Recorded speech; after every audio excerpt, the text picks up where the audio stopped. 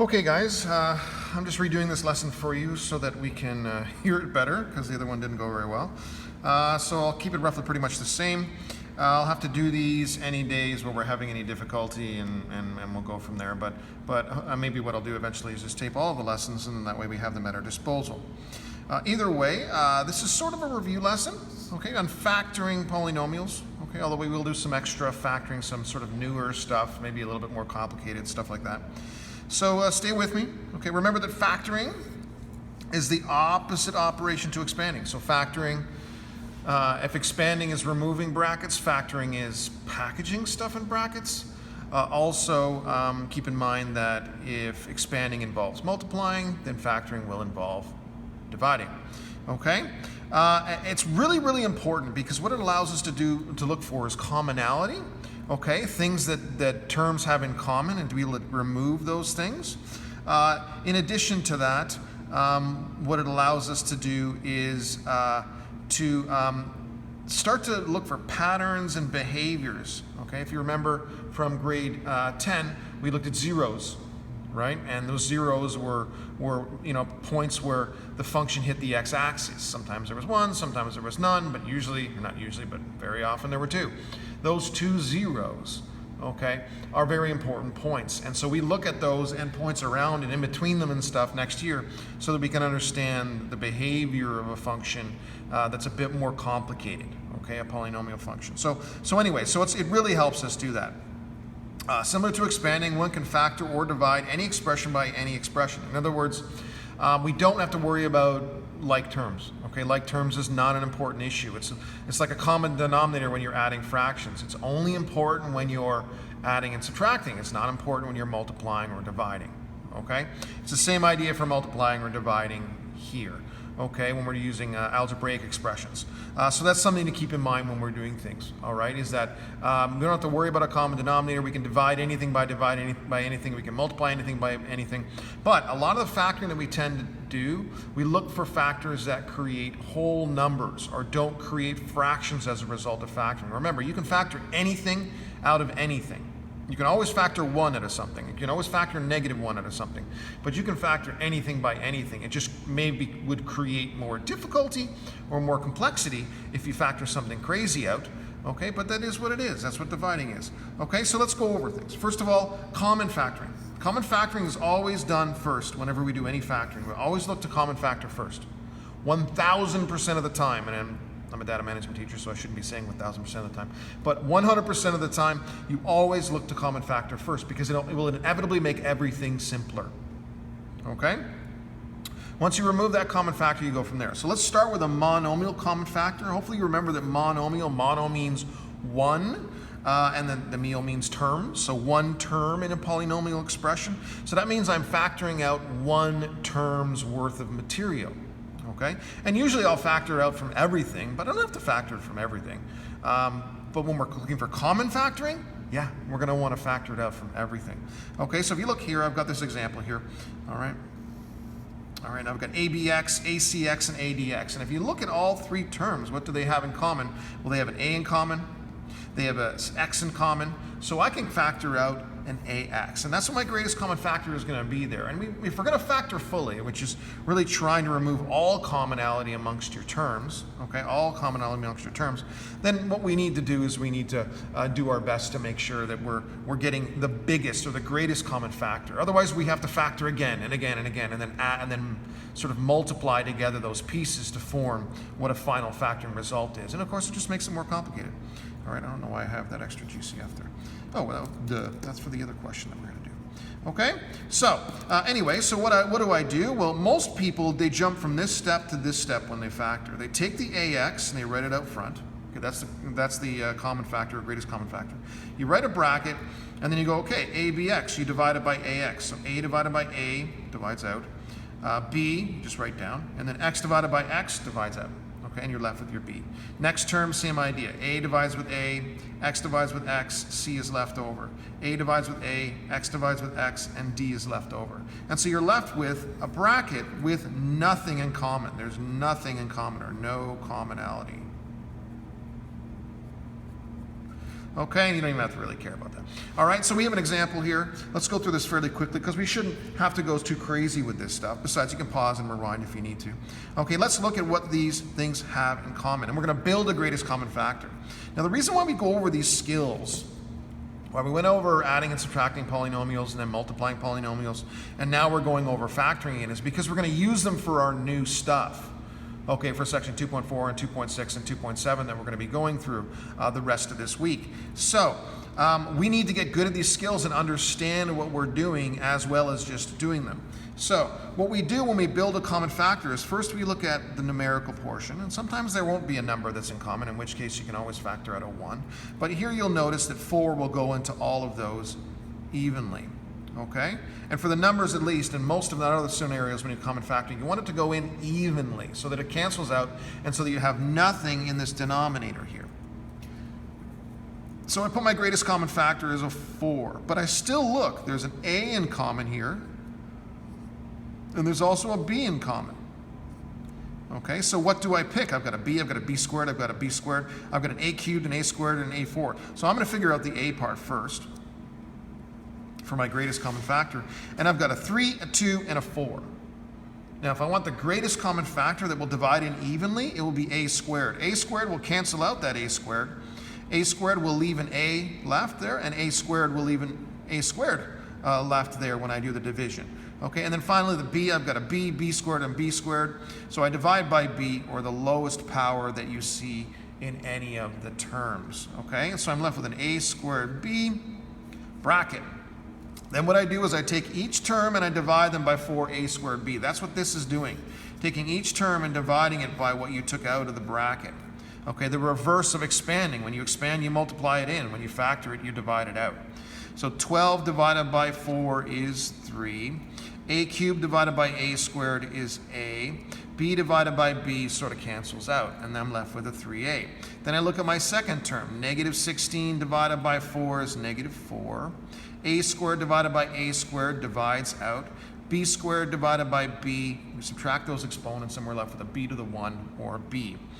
20 divided by 4 is a positive 20 divided by 4 is a positive 5. A to the 4 divided by A squared is going to be A squared. I didn't divide that by 2, I went 4 minus 2. 4 divided by 2 and 4 minus 2 are the same result, but that's what I did. And then the B squared minus the B is equal to, leaves a B behind.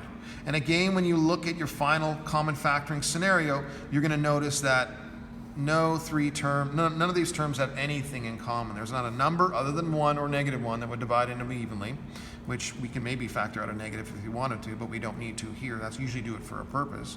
But you'll notice the numbers, nothing divides into those evenly, and then they don't have a letter that's in common for all 3, okay, or a variable component.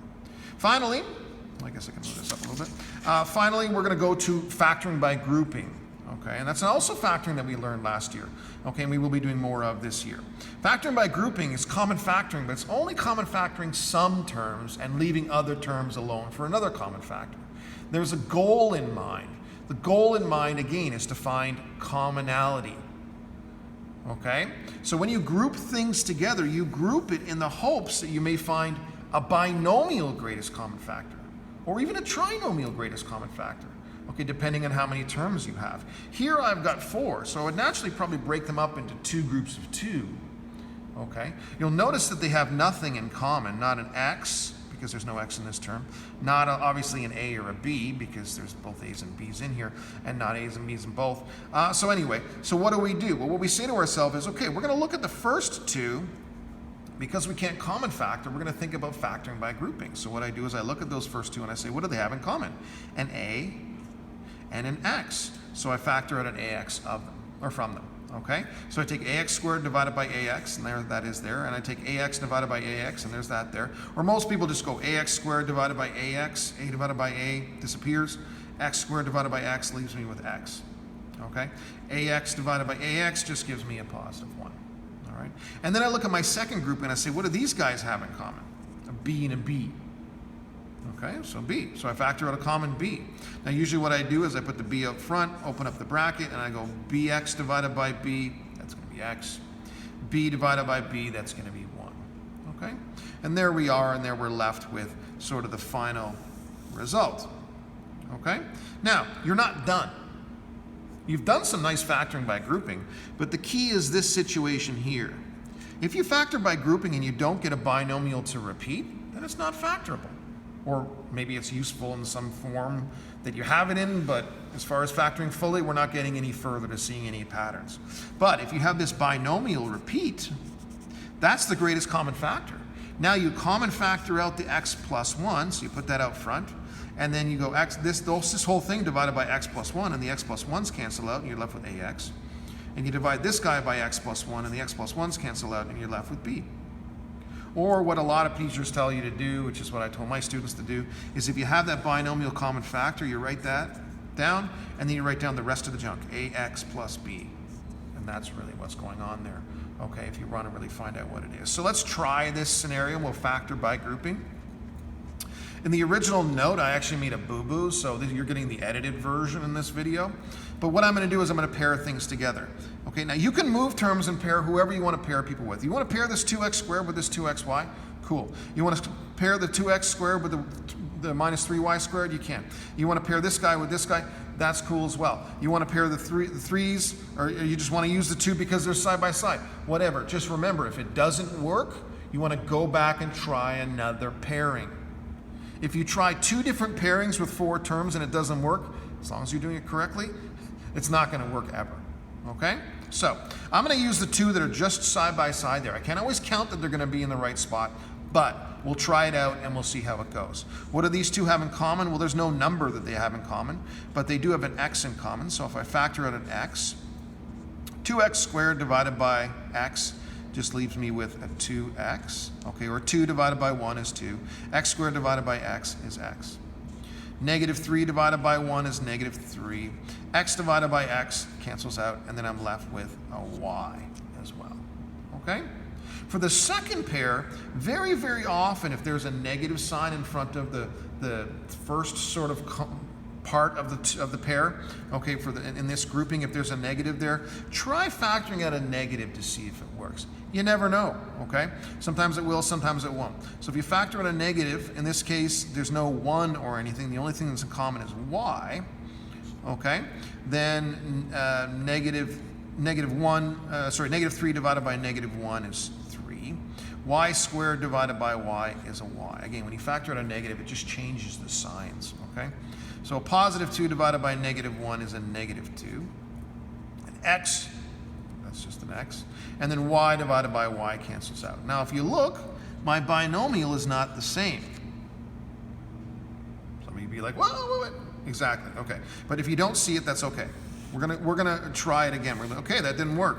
All right, let's put an X through that, erase it, whatever you want to do.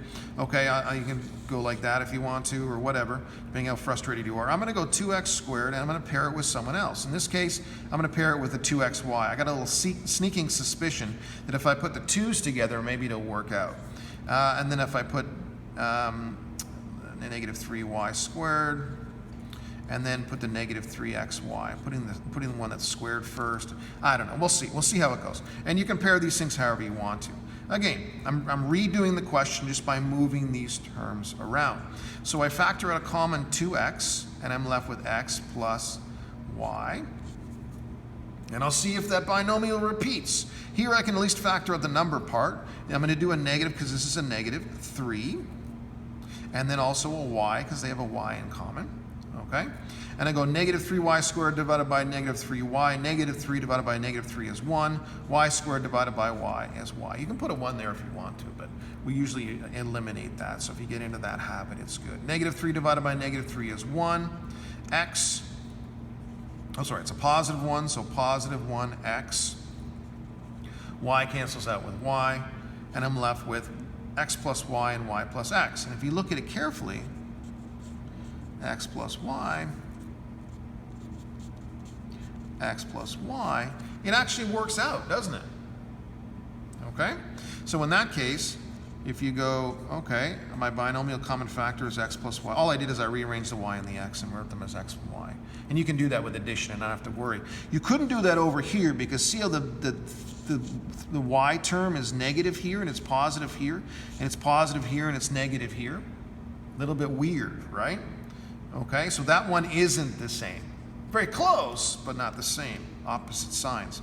Okay, and then what I would do is, okay, I'd write down, I guess, what's left over if you use that sort of terminology, or I divide this guy by x plus y and I divide this guy by x plus y.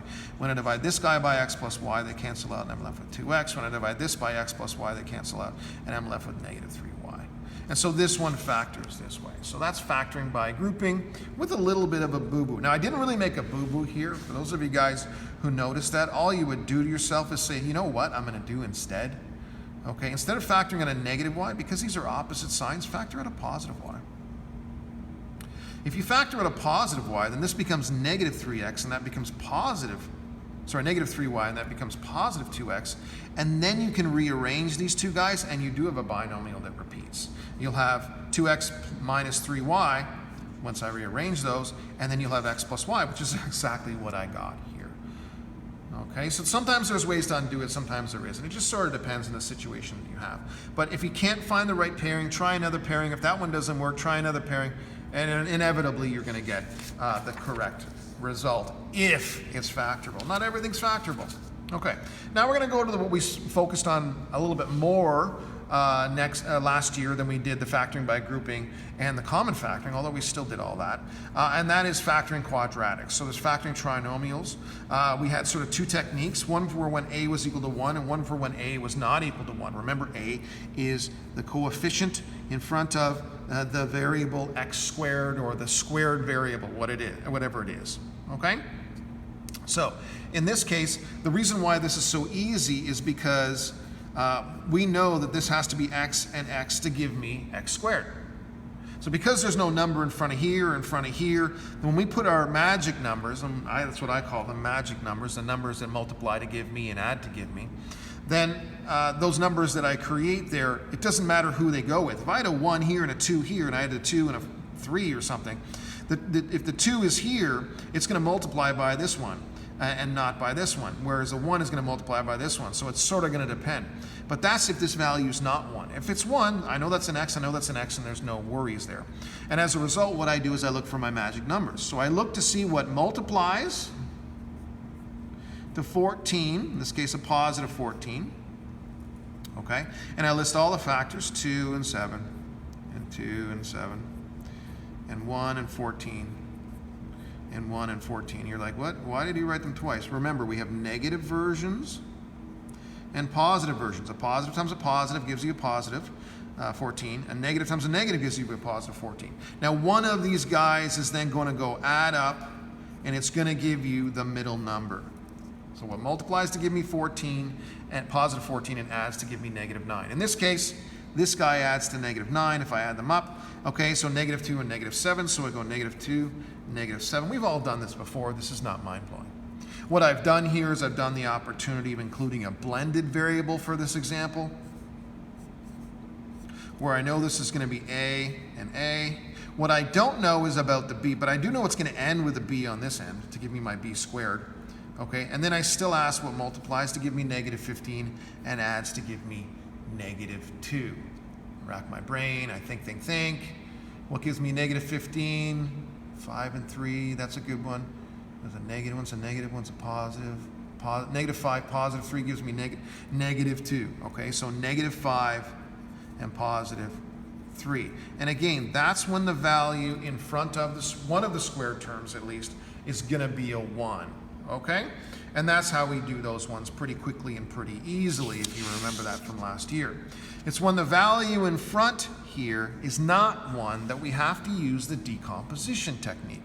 So what I do is this. I say, okay, instead of saying what multiplies to give me 3 and adds to give me negative 5, I know that what makes this 2 is going to combine with this 3 to create the scenario of that, or the scenario of what it's actually going to multiply up to. Or, if you prefer, I really went 1 times 14 here, and I went 1 times negative 15 here. I can do this technique by decomposition if I want to. So factoring by decomposition works all the time, even for when my a value is 1. However, if I look at this one here, what I do is I say what multiplies to 2 times 3, positive 6, okay, and adds to negative 5. So I'm still looking for those magic numbers. And if you get magic numbers that actually work, what multiplies to 6 and adds to negative 5, I'm going to try 2 and 3, or negative 2 and negative 3. Oh, that's it right there. Negative 5, right? Okay, so it's negative 2 and negative 3. If you have magic numbers, this will work. Count on it to work.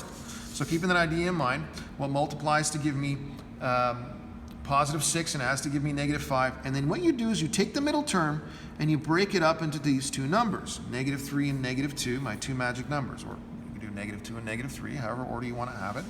And then what you do is you factor by grouping. You take your first two. In this case, I see an x in common, and I'm left with my x out front, okay, and a 2x minus 3 in the bracket. Here, there's actually nothing in common between these two, but remember, you can always factor out a 1, or, because that's a negative, and negative 1. And then what do I get? I get 2x minus 3. I get my binomial to repeat, which, if the magic numbers work, will work. Get my binomial common factor that I write down here, and then I write down the rest of the terms over here. So let's go through our factoring by decomposition, a couple of examples. In this case, it's what multiplies to give me negative 20, okay, and adds to give me negative 8. I'll let you think about it for a little while, but the answer is negative 10 and positive 2. So the first and the last terms you leave alone, you just rewrite them. Okay, and the middle term you break up into two pieces. So whatever the middle term is, in this case an x, these two should be able to combine back together to make a negative 8 for you. You're decomposing it, but you should be able to simplify it if you wanted to. It's not going to help you for what we're doing, but it does mean that that is the way that it works. Then what I do is I multiply these guys by the first two. I factor out a 2 and an x. That's what they have in common, and so I'm left with, 4 divided by 2 is 2, x squared divided by x is x. Negative 10 divided by 2 is negative 5. X divided by x sort of cancels out. And here it looks like they have nothing in common, and it's a plus, so I'm going to factor out a plus 1. Knowing, of course, that when I divide 2x by 1, I'm just going to get 2x, and negative 5 by 1, I'm just going to get a negative 5. Okay? Then I've got my binomial common factor, 2x minus 5. And then I've got the rest of the junk, 2x plus 1. Remember, if the magic numbers work, it works. Okay, so you got to stick with it. All right, for this one here, what multiplies to give me positive 28 and adds to give me negative 16. So I write down my first, I guess while I'm thinking of my magic numbers, and I find out, yep, negative 14, negative 2, and then I say, okay, that's an xy, so that's an xy, and that's an xy, and then you break up the middle term into these two pieces. Okay? Common factors, 7x, and I'm left with an x, oops, plus, that should be minus 2y. Here's a negative, so I should factor out a negative. In this case, it's a 2y, because there's a 2 that goes into both and a y that goes into both, and I'm left with x plus 2y. And you can go ahead and do the long form, negative 2 divided by negative 2 is 1. X divided by, it doesn't cancel out. Y divided by y cancels out, and I have x. 4 divided by negative 2, is a negative 2. Good thing I checked it over, is a negative 2. Y squared divided by y is a y. And we get that binomial repeating. Remember, you should expect this to happen if your magic numbers work. And then again, you write down the binomial common factor, and then what's left over as well. Okay? Now, there are some special products that you should pay special attention to.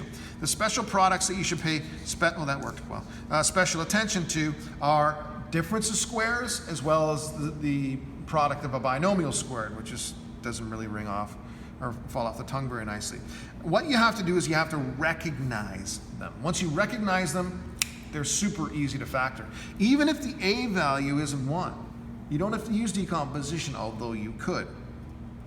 Because you're missing a middle term here, it's very obviously different. But if you look at it and you say, okay, what's the first value? Is it a perfect square, something that you can square root nice and evenly? Yes. Is the last one a perfect square? Yes. Okay, now your spidey sense is tingling, and you're like, is there a minus between the two of them? And it has to be a minus between the two of them. If I put a plus here, not factorable. But if it's a difference, negative difference of squares, then it's going to work. Okay, and so what I do is I square root the front and go square root for the first term in both the brackets, and then I square root the second term or the last term, and I put the last term there and there, and then I go plus minus or minus plus. It doesn't make a difference. Okay, and that's going to create it for you. And so it's a shortcut, really, but it's a good one to recognize. So what I do with this one is I recognize 4 perfect square, x squared, perfect square, 81, perfect square, y squared, perfect square, minus sign between the two of them.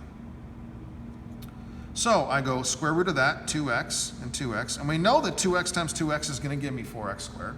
And we also know that 9y times 9y is going to give you 81. Those aren't the only numbers that will give you those results, but because it follows this pattern, we know that that's what they're going to be. We also know that to get a negative, we have to go a plus and a minus. And that actually allows the middle term to be eliminated. Okay, we learned that with our special products with the lesson that we had together on Monday. But by eliminating that middle term, it also creates that negative sign, because now we have a positive 9y and a negative 9y, and when they're multiplied together, they create that negative y squared. Okay, so that is a difference of squares that we should know pretty well. And so there's some other ones. They get a little bit more complicated, so I want to show you these ones. Okay, you'll see that this is a perfect square. I know it's on a plus 1, but it is a perfect square. This is a perfect square. I'm going to have to make these brackets a little bigger. And I know, and there's a negative sign between the two of them, so I know that's going to be a b and a b. I know it's a difference of squares. What's the front part going to be? It's going to be a plus 1. I'm going to leave it in the bracket because it's a benefit to leave it in the bracket. I know when you see multiple brackets and you get all nervous and stuff, don't worry about it, it's going to be fine.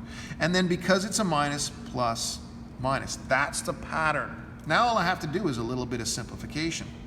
Okay, I should expand out this bracket and go a plus 1 plus b, and a plus 1 minus b. And then you usually put the terms in decreasing degrees, so you go a plus b plus 1, because degree 1, degree 1, degree 0.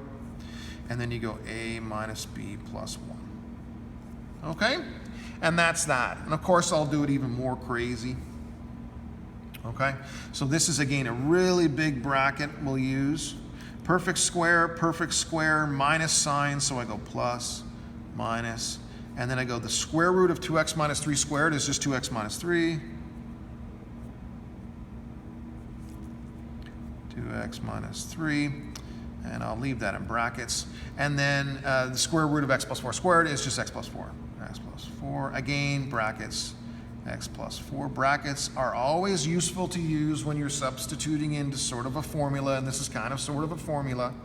Now I can remove the brackets, and this is easy, 2x minus 3 plus x plus 4, nothing too crazy. And this one, 2x minus 3, again, there's ones in front of them, so removing the bracket is easy. But here it's a negative 1, so be careful with that, negative x minus 4. That's where people will make the mistake in this difference of squares, is in this negative right here if you don't bracket the x plus 4. So make sure that you use a bracket. And then you collect your like terms, and you go 2x and x is 3x. Negative 3 and positive 4 is plus 1, or positive 1. 2x and negative x is just x. And then negative 3 and negative 4 is negative 7. Okay, and there you have it. And if you were to expand this out, and you were to expand this out and collect like terms, this guy would actually be the same thing as that guy, although they do look different. So whatever you expand it out to is actually factorable. Okay? Kind of an interesting idea. Maybe you like it, maybe you don't like it. It is what it is. The product of a binomial square is a little bit more difficult to recognize.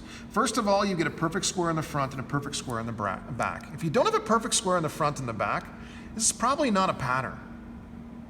Okay? But if there is, then your spidey sense is going to have to tingle. Okay? If it's a difference of squares, it's obvious because you have two terms, or even with these crazy ones, there's at least a minus there between the squares.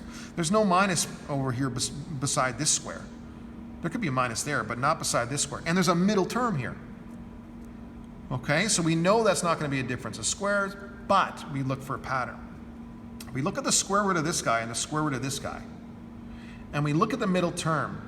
We notice if we take the square root of this and the square root of this and we multiply them together and then double it, if that's what the middle term is, then it factors quite quickly.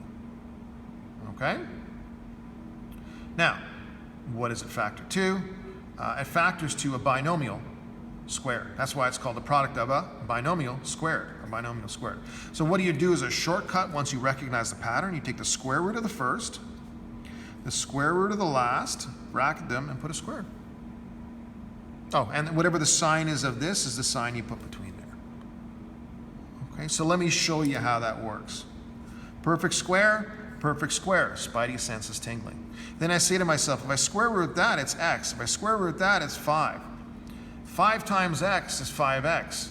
Doubled is 10x. Does that equal this? Yes, it does. So I know that I can factor this right down to that super-de-duper fast. I take the square root of that, x, take the square root of that, 5, and I put the sign there, minus. Now, some people don't like that pattern. Some people, you can still factor it by decomposition. It still works. Okay, that always works. But it's nice to recognize it. Let's try another one. Okay, perfect square, spidey sense is tingling. Now I say this should be a 2p, this should be a 7q, and 2p times 7q is 14. Doubled is 28. So I know that this guy factors to that. Now, square root of that is 2p, square root of that is 7q. So we're still getting it's still useful to check this out, right? Because we definitely get a benefit in this case, and then because this is a positive, this is a positive. Okay? So pretty quick, pretty easy if you can recognize it. If you can't recognize it, it's not going to kill you. Now this one's kind of a crazy one. It's a little bit crazier than one would expect. Perfect square in the front, perfect square on the back. Nice. Okay? Square root is x plus 1. Square root is x minus 1. If I multiply those two guys and then double it, well, what happens when I multiply those two together? It's x plus 1 times x minus 1. If you recognize that, that's going to be a difference of squares. Either way, it'll multiply down to x squared minus 1. If I double it, then it should look like 2 of those. And hey, it is those. Now, this is a tricky one, super tricky. Okay, so then when I go ahead and I put it in this bracket, I'm going to need a little bit of room here. Okay, I put the square here, x plus 1. Again, I use brackets when I put it there. I put the perfect square here, x minus 1. And I put it in brackets. Okay, and then because this is negative, I put a minus between the two. Now here I still have a little bit of simplification to do.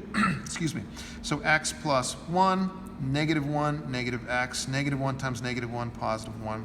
And then I'm left with the square there. A little bit more simplification. X minus x, that's 0. 1 plus 1 is 2, 2 squared. So in other words, this simplifies to 4. I don't know, it's not funny, but either way, I laughed. Okay, so that's that. A little bit of a trickier one, so try and keep your mind open for those. I'm going to try and factor these ones. I don't know what these ones are. They aren't necessarily a difference of squares or otherwise. So I look at the front one. It's a perfect square. Back one, it's a perfect square. It's 4 terms. I could maybe try factoring by grouping. Here I can factor out a common a. Here I can factor out nothing. So I don't think it's going to work out. I can maybe put this 4 with this guy and this with this, but that's not going to work. And these two guys together, it's not going to work.